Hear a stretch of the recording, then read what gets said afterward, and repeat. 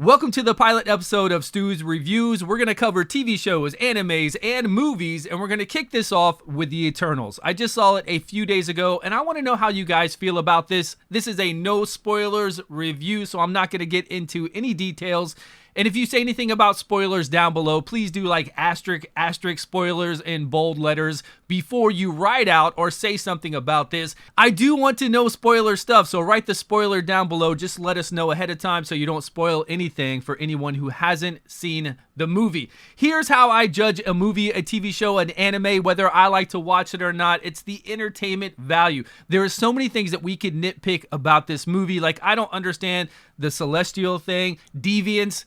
There doesn't need to be deviants in there. It's cool that there are deviants. Of course, we wouldn't have a movie without it, but it didn't make sense. There's a lot of things that didn't make sense, and I'm not going to nitpick that. It's a Marvel movie, and I got to say, for Marvel movies, Kevin Feige, Disney, Marvel has not let me down yet with any kind of movie or TV show that they've done. They've all been very interesting or exciting.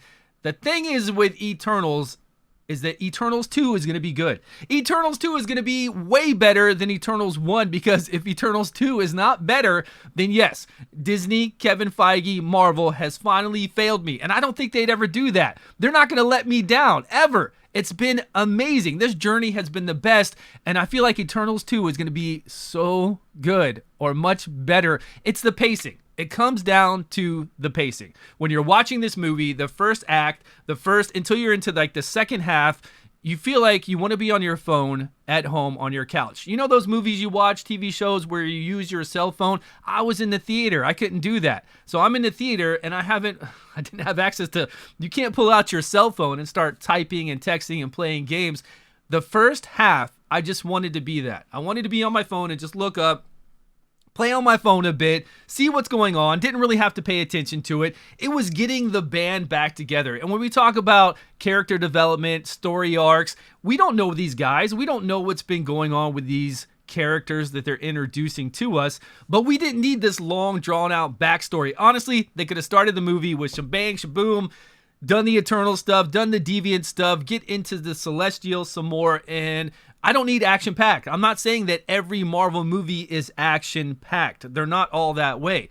But I'm usually engaged and intrigued with what's going on up into the action scenes. Where with this, with the whole first act, I was a snooze fest. It was getting the gang back together, but it was so slow. It was incredibly slow. They were doing flashbacks to show, how they were as a team before, how they were as a family before. And I know it was building a foundation for us for what's going to happen later on in the movie.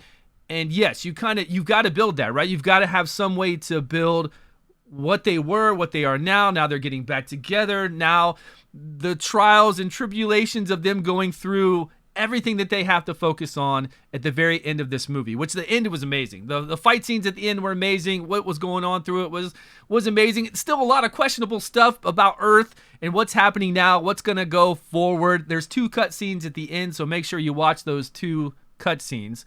The last one's about Black Knight. There's no spoiler there. It's a comic Marvel hero. You can go check that out on the website if you want to know about Black Knight. We can do further stuff about that, but that's all it was. It was just about the pacing. The first half, the first act, maybe even the second act, the third was good. It was just about the slow amount of pacing, and I just really wasn't into it. I wasn't into it like I have been with all the other Marvel movies. So you guys let me know. We're not going to just ramble on about this. We're going to keep them short, to the point. No spoilers on this one. Let me know your thoughts down below on the Eternals. Did you love it? Are you looking forward to Eternals 2? Are you looking forward to Black Knight and Blade, which is going to be really sweet because I am a big Blade fan. I loved Wesley Snipes in Blade. Can another person play that kind of Blade? Will they have the swagger that Blade has? Will they be able to do those one-liners that Wesley Snipes could do so well? I don't know. Thanks for watching, everyone. Please subscribe, and I will see you all in a video soon.